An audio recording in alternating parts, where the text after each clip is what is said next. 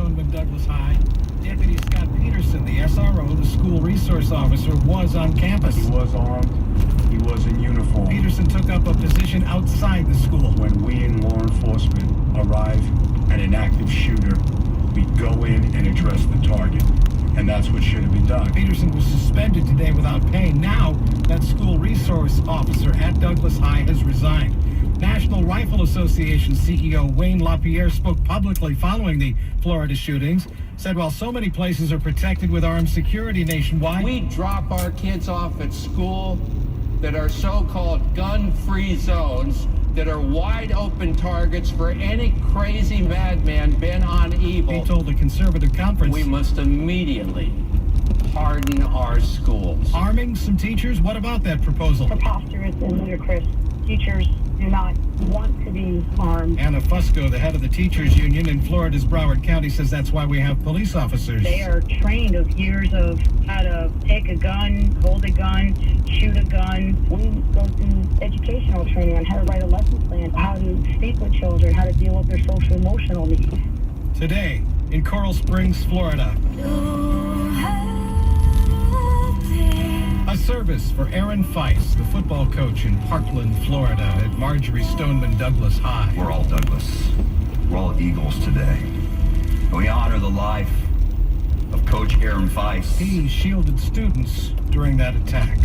On Wall Street, the Dow gained 164 points today and closed at 24,962. The Nasdaq fell 8 points. The S&P gained 2. Now this. Capital One Savor Card, the next big thing in food. Earn unlimited 3% cash back on dining, 2% on groceries, and 1% on all other purchases. What's in your wallet?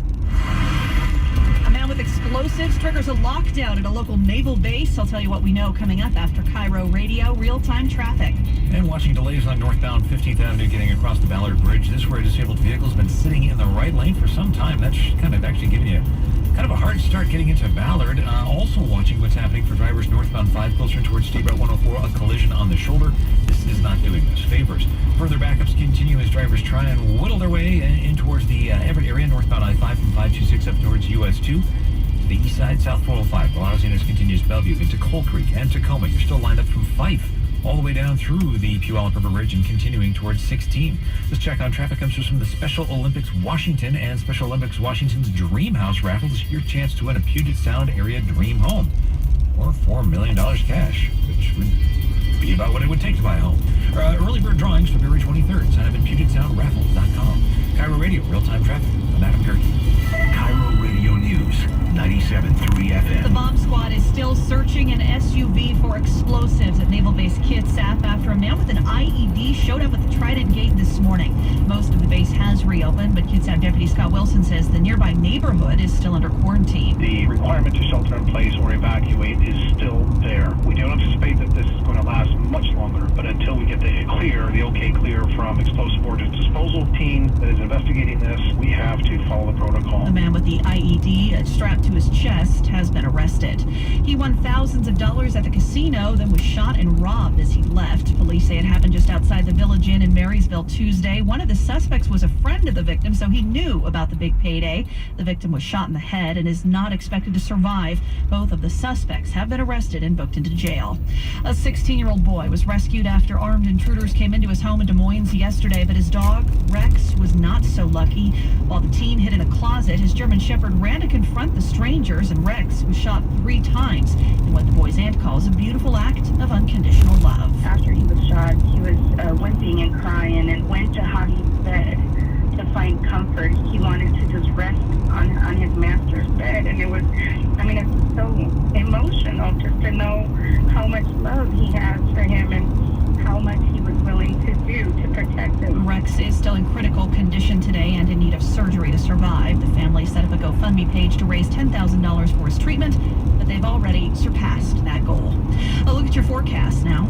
We are not done with snow chances, but no problems with more snow for early tomorrow morning. We'll still have a few slick spots, though, just as temperatures will be in the upper 20s to around 30 to start. By afternoon, some snow showers will be working in from the northwest before it turns to rain on Friday evening. High temperatures tomorrow in the upper 30s. I'm Cairo 7 Chief Meteorologist Morgan Paul. Sunny and 38 degrees right now in Seattle. I'm Kim Shepard.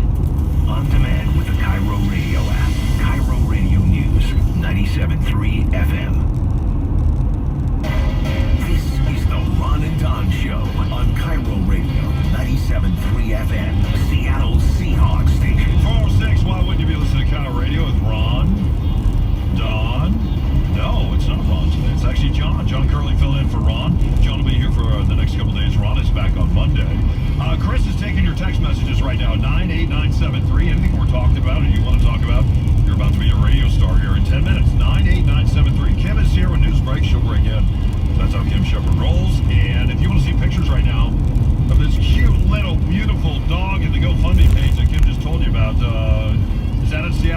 Shepherd on Twitter, right? It's at Seattle Shepherd, not P-H-E-R-D, P-A-R-D. Yeah, got it. All right.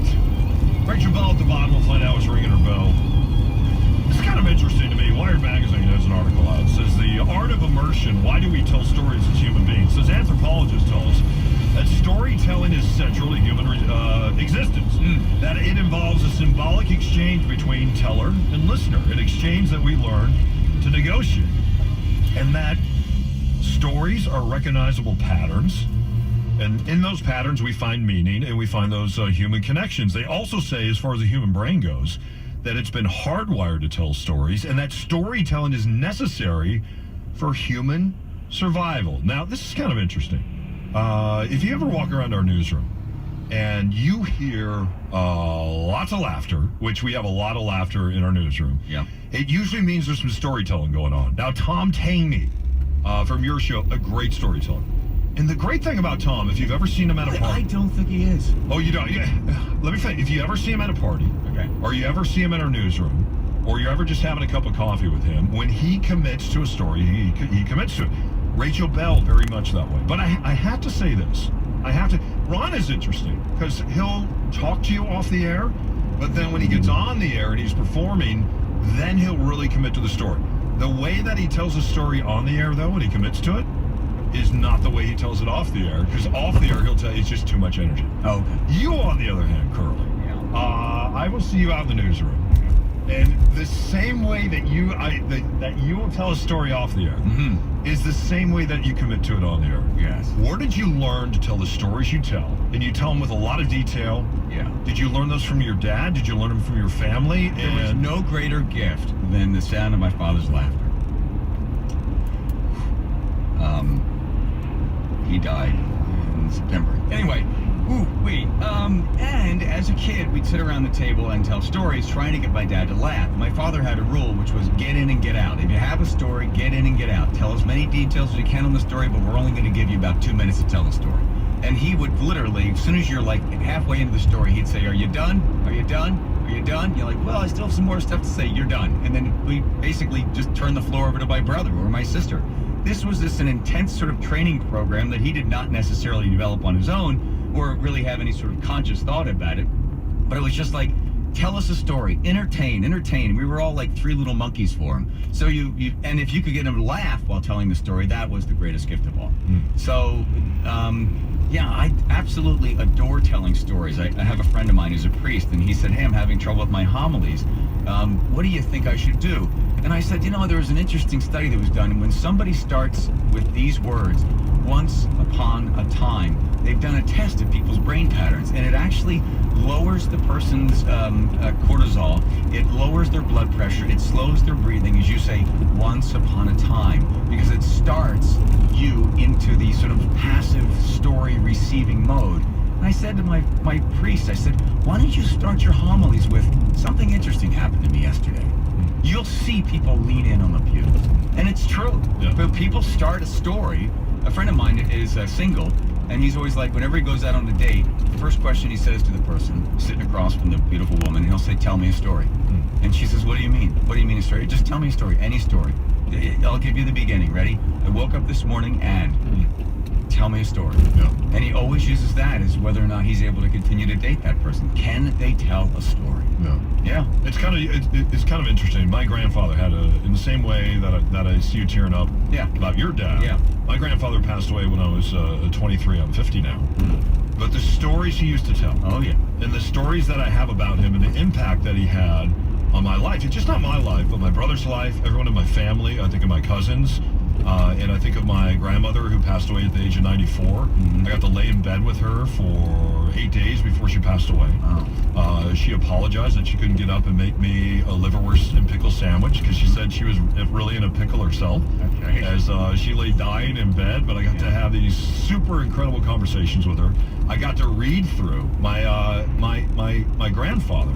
Speaking of storytelling, he used to be a jockey for Arm & Hammer baking soda. Okay. He would travel all around the country, and he lived with his horse Bart, and he would live in basically their stables in a train. Yeah.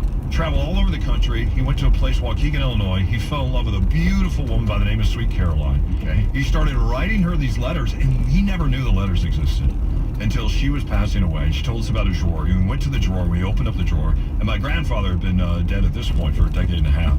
And we started reading the love letters and the stories between them. And that was the fabric of their marriage. That was the human connection. All right, I got a question for you. Yeah.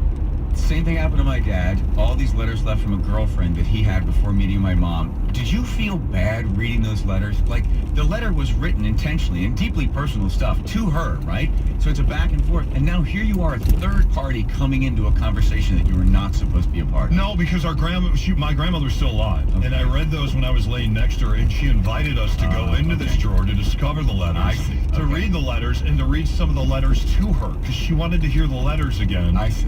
Before she passed away. And then I think about the power of those stories, because even whether it's a funeral, a celebration, or last year there's a wedding in my family, when we get together as a clan, all those stories that my grandfather used to tell, we still tell now, decades later. Sure. And it's the power of connection. I will see cousins sometimes that I haven't seen for 10 years, but it's the power of the stories that bring us together. What's really interesting, Psychology Today says that we are losing the art of telling stories. We were talking before about just being driven by media and what's on our phones and what's on the screens in front of us. And because these human connections are dissipating and we're beginning as human beings to stop telling stories, we're beginning to disconnect that part in our brain. And as a result of that, as a civilization, if you believe this or not, we have to be careful. Because if we get to the point where we stop telling stories, we could get to the point of ending civilization. You were talking about building fires 400,000 years ago. 400,000 years ago, man learned to control fire. So you'd have it in one spot, keep it going for however you needed without it spreading all over the place. And it was that point, they said, that storytelling around the fire really began to create a greater connection among the tribes. The tribes that had the best storytellers often succeeded while others died away. Not only did the storyteller around the fire include details that were pertinent to the tribe, knowing where the best fishing hole was or where the danger was. And then also there was a greater connection that people shared because the storyteller kept them all together. So some tribes would find themselves being vanquished while others continue to survive because of the power of the storyteller. Storytelling. Yeah. Got to keep telling stories. That's right. Got to put our phones away. Got to put away the iPad at night. Got to sit down for supper. Got to have some supper, not dinner. Have some supper. Have some supper and tell some stories, right? Yeah. Civilization depends on it. Your family depends on it. The health of your kid depends on it. Telling those stories. Tell those stories. Yeah. Checking the cars now with Adam Gerke. He'll tell you a story of how to get home tonight. This traffic report this hour is brought to you by our good friends of Subaru Puyallup. Then we'll come on back. What you got? Well, let's work with this right now in Tacoma, still southbound I-5 from Fife all the way down through the Puyallup River Bridge. The delays just continue for us. Olympia drivers are headed further south. Actually, it's kind of a cakewalk right about now. We will find lineups into Seattle, northbound I-5 from I-90 to the Convention Center. South 5, test your patience from Lake City Way right on down to the downtown core. East side, folks, southbound 405 is still lousy through Bellevue into Cold Creek. And I'm looking at northbound on I-5. That's heaviness from 526 leading up through US 2, but a lighter afternoon than what we saw this morning overall. That's kind of interesting, isn't it? Hey, that's it. So, Cover Radio, real-time traffic. I'm Adam Gerke. All right, we're going to take your text messages right now. Sean, let's do this thing. Because it is time for texts. It's text time. 98973 is the text line if you want to text us. Chris is here doing a great job. Actually, not doing a great job. He's doing a phenomenal job. He's doing a phenomenal job filling in for Canada. You're doing a phenomenal job, and we appreciate that. Even though your hair looks like you combed it with a brick this morning. When is the last time you combed your hair? In like 18 years. I told you that the other day. Yeah. Do you shampoo or anything? Yeah, I do clean it. Once in a while. Oh, yeah. All right. Anyway, It goes bad for your hair. Yeah. You know what? I'll say. Can I compliment you today? Yep. Yesterday you look like a slob, and today you don't look as. It's still kind of slobby, but not as much as you were slobbed out yesterday. Yeah, and you should. Yeah, appreciate that. All right, what do we got at 98973? Anything that anybody wants to talk about? John is in the batter's box, and we're ready to hit a fastball, right? All right, Yes, what do we got? Let's go. Well, believe it or not, a lot of the comments are positive. Oh, really? I don't believe that. They say, best day ever, Don and John together. Ratings have to be off the charts. 360 says, this is freaking awesome. My gut hurts. Oh. I think this one's positive. 206 says, this is going to be like two male baboons fighting over a tire. That's good. A couple of silverbacks. A bunch of people are watching it on the web, on the streaming. It says, I'm watching this on the web. It's my favorite TV show. It's like Batman and Superman. Yeah, it is. Now, would you be Batman, or would you, if you were a superhero, what would you want to be, Batman or Superman? I'm a classic. I like Superman. He just seems to have more powers. Yeah. I gotta be honest. I'm kind of a Spider-Man guy growing up, and for whatever reason, I would go home, and we would have Pringles potato chips, and I'd pull out the Pringles potato chips, and I'd start drinking a chocolate milk, but don't worry, it was 2%. And I would sit in front of the television set, and we had 4 different channels at the time, and to get the 4th channel, and that's the channel that the cartoons were on when we get home, you'd have to kind of go up there, and you'd have to with the rabbit ears, yeah. Well, we didn't have rabbit ears. No. Couldn't afford those, John, because you spent all the money on the 2% chocolate milk. So all we had a hanger. Yeah, I had a hanger, and then every once in a while we could get Spider-Man on, and I was mesmerized because I would watch him spin those webs as he was always in the same city, and they were always in the same buildings. If you look, there were 5 different buildings, and as he would spin that web. Through the city? Yeah. And I'm wondering, how does he do it? Like, because you don't really see where the web sticks, and then where he flips. Yeah, I know. He rolls through the city, and again, it's the same, and I would just sit there. 1, 2, 3, 4, 5, yep, same 5 buildings. 1, 2, 3, 4, yep, same 5 buildings. 1, 2, 3, 4, yep, same 5 buildings. And I was just wondering, where does that net connect on the buildings? Like, how can he even physically possibly do that? Yeah, did you ever figure that out? No. If it was on right now, I'd sit down and watch it. What I understood was, it's such a strong rope that's coming out of his wrist. Yeah. But then, how did he break it off to start the next swing? Like, it was still stuck to the building. I don't know. Yeah. I also like Batman and Robin when they used to climb up buildings and stop and talk to people during the windows. Remember that? Yes. Commissioner Gordon really did have a clue. The other thing that bothered me about Superman was the bad guy would shoot at him with the pistol, right? And then when he ran out of bullets, he would throw the gun at Superman. That's right. And then Superman would turn away from the gun. So the bullets are bouncing off his chest. When the guy throws the pistol at him, he turns and puts his hands up and blocks. That's right. Yeah. And while we're talking about superheroes, yes. I can't have Batman without Robin. And I don't care how good the movie is. When I'm sitting there and I'm watching Batman, I'm always waiting. Even in modern day movies, I'm like, okay, where's Robin? When is Robin gonna? And even when I'm watching the movie and I know that Robin is not in the storyline, I'm kind of pissed off about it. And I'm wondering where Batgirl is and Catgirl is, because I love Batgirl and Catgirl. But you couldn't have Batgirl and Catgirl today. It could be Batwoman and Catwoman, right? Was it Catgirl and Batgirl? It's Catwoman. It is Catwoman. Yeah. It's Catwoman. I'm corrected on that. It's woman, not girl. Anyway, what else do we got going? Somebody from out of town said, any recommendations on good eats in Seattle? Like, is there a Seattle cuisine you would recommend? I don't think John does, because you don't like food. No. I just gave you a Lara bar, and how was it? It was excellent. I don't even know the flavor. I just ate it. Yeah, it was coconut cream pie. Yeah, and those are supposed to be healthy and good for you. Okay, but you don't. What is it about you where you don't enjoy food? I don't care about food. If I could, and my teeth could withhold it, I would eat rocks. Or if somebody said, take this pill and swallow this pill and you'll never, ever have to eat food again, I would take it immediately. Would you? Food? Yeah, no food. So you never be hungry again. Eat the pill and you'll never, ever have to eat another thing again. Is it like Rachel Bell's like, oh my God, a BLT. I mean, I don't care at all. Nothing, no food. I like cutting food. I like cooking food, and I love sitting down, like with my son, or with friends or people I love and care about, and I love making food for them. Okay. I love feeding people. I love hosting people. How about just giving them a pill? So they never have to eat again. No, I love the connection of making food and making people happy. I like that a lot. So what else do you got? And I guess that's not a recommendation. That is not a recommendation. So go to Seattle Times. They have lots of good recommendations. Why are you laughing? This is true. Ask Rachel Bell. She's really into food. Yeah, I need to go to a restaurant. I said, where should I go? And she told me. Yeah, find her on Facebook, Rachel Bell. She knows. Okay, what else? And we're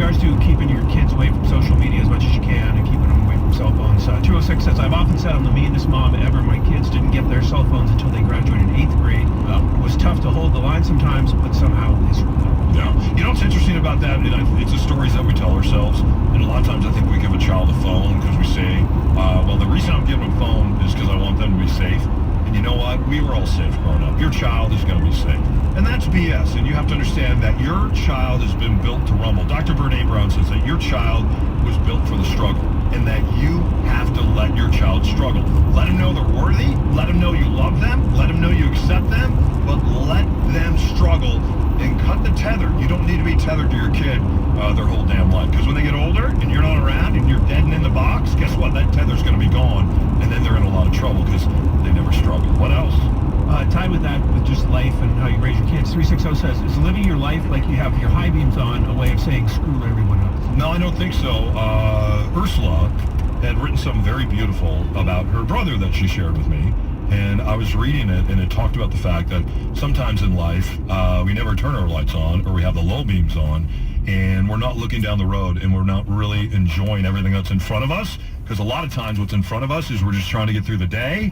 And it talks about the fact that we should really enjoy, savor life, and drive through life with our high beams on and take it all in and really put your head on a swivel and look around, enjoy it, and savor it. So I think that's what they meant by that. We got time for text coming at 98973. All right, more of your text messages coming up at the 6 o'clock hour at 98973. Thanks for your great text messages tonight. We appreciate that.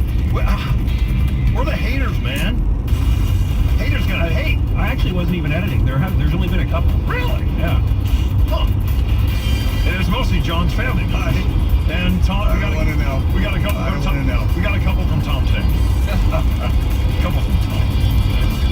All right, John Curley doing 7 hours of live radio today. And Zach came in and asked me to do 7 to 10 with him. I'm thinking about it. You got nothing else going on. Neither do I. Maybe I'll stick around. Hang out with you guys. Check the cars now with Adam Gerke, filled in for Tracy today. Doing a really great job. This traffic report brought to you by the Emerald Queen Casino. What do you see out there? And then Kim Shepard is on headlines. And then Richard Bell's going to stop by with some food recommendations, restaurants, and we'll find out what's ringing her bell. What you got, Adam? New troubles for drivers getting into Seattle on southbound I-5 just as you make your way in, just past 520, right around Roanoke. This is going to be a new collision taking up at least a lane, if not two. Did have the earlier stress for drivers on northbound trying to get across the Ballard Bridge with a disabled vehicle. That is now clear, but the backup's going to take a while to clear out. And the east side, folks, southbound 405, that heaviness continues through Bellevue to Cold Creek. Northbound 405 also lining up kind of mysteriously right around 85th and through Kirkland. Drivers into Everett, northbound I-5, you still hit the brakes pretty hard from 526 up towards US 2 Tacoma. What up? We're still slowing south 5 from at least 5 down through the 16 curve. Cairo Radio, real-time traffic. I'm Adam Gerke. This hour of the Ron and Don Show is brought to you by Inspire Medical Systems. The Emerald Queen Casino welcomes Grammy-nominated Robin Thicke April 14th, one of the most respected singer-songwriters in soul and R&B music today. Robin Thicke, only at the Emerald Queen Casino, the entertainment capital of the Northwest. Treat yourself to Subaru Puyallup stress-free experience. Read all the positive reviews. That sheriff is on TV denying any culpability. And now he says about the school resource officer, he should have went in, addressed the killer, killed the killer. With what? A gun?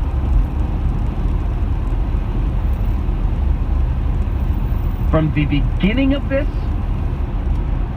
to the shots being fired, it was a failure of government. They would have been better off, and I'm not kidding. They would have been better off had they had Rex, the German Shepherd, there.